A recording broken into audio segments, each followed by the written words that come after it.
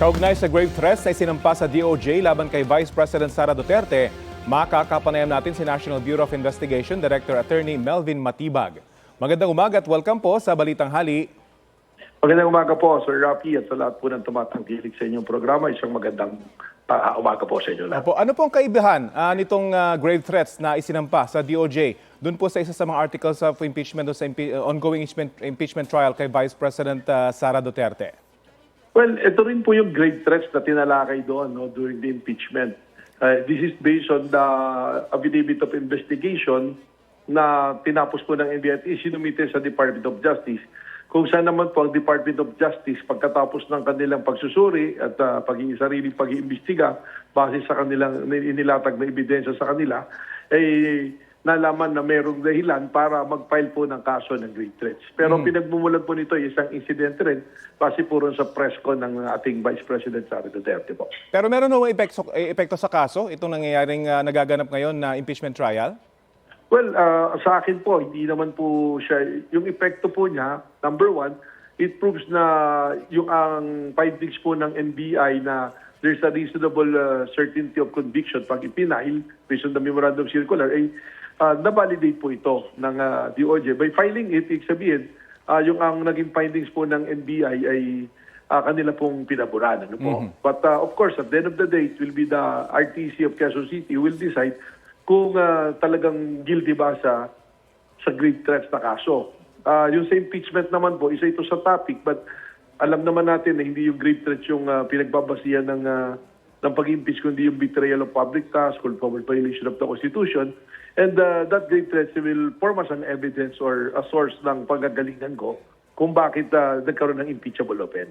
Yun naman pong kasong inciting to sedition na hindi itinuloy ng DOJ dahil saan nila'y kawalan ng prima facie evidence. Ano po ibig sabihin nito?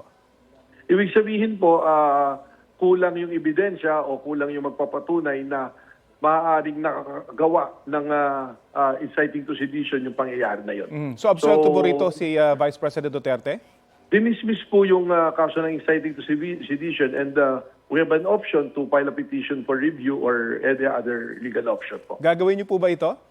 Pinag-aaralan pa po natin sapagkat may findings po yung DOJ, binabasa po natin yung kanilang magiging resolution po. Pero may posible po bang bagong ebidensya kayo na mahanap or hinahanap at this time? Well, base po doon sa investigation report, nandoon na lahat yung mga ebidensyang na kailangan for filing a grave threats and inciting to sedition unless there's a new evidence na mag-arise, and that's the time that we will present it po.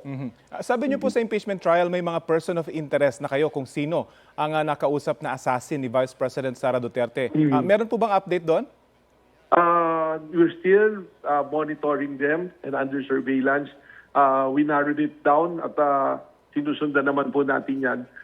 In fact, just a few days ago, kausap ko po yung possible na maging witness din po para magpatunay na itong aming iniisip na taong kinausap ay maaaring siya nga po yung kinausap. Mula po nung isiniwalat nyo ito doon sa impeachment trial, may mga lumapit na po ba? Nadagdagan ho ba yung gustong magpatunay nitong inyong aligasyon?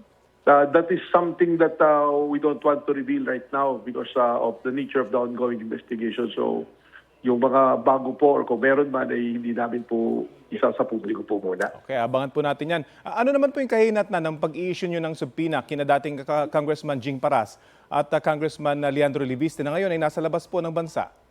Well, nagsabit na po yung kanilang mga abogado ng kanilang sinumpaang salaysay. Yun naman po mga lawyers ay nag-appear na rin at nangako magsasumite ng kanilang sinumpaang salaysay din na siyang magiging basehan po ng aming magiging aksyon at pagkilos po.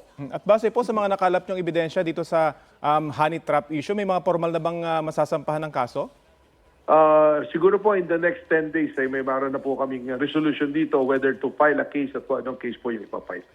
Ano pong sitwasyon sa pila ng NBI clearance naman matapos yung ilang araw na alternative work arrangement sa gobyerno? Well, nakita ko nga po yan na mayroon naging mahabang pila noon pero ayun po kusang gawa ng NBI na kahit walang pasok, nagpapasok po kami ng skeletal force para magbigay po ng NBI clearance doon sa aming NBI clearance center sa UN Avenue. So tuloy-tuloy naman po yung pag-apply at natapos naman po ng mga araw na yon. Ngayon na naman po sa mga ibang gusto mag-apply, we can do it online ngayon na sa eGov po, kung nakarehistro kayo, meron pong option dyan to apply or to renew NBI clearance. So, tuloy-tuloy po yung servisyo namin ng NBI clearance kahit po walang pasok po. Pero ang rekomendasyon nyo, mas maganda na online sa eGov app. Opo, 5 minutes lang po, makaka-renew mo po sila or makaka-apply. Ang choice lang nila is whether for pick-up or for delivery po. Ano naman po ang update sa paghahanap kay Senator Bato de la Rosa? Progressing very well naman po. Meron kami mga leads na sinusundan. So, we are positive na makukuha po namin si Senator Bato. Nasa Pilipinas pa po ba? Yun po yung paniwala namin sa mga lumalabas po ng mga intel reports po sa amin. Okay, marami po tayong aabangan. Maraming salamat po sa oras Salamat na po. binahagi nyo sa Balitang Hali. Opo. Yan po Salamat. si NBI Director Attorney Melvin Matibag.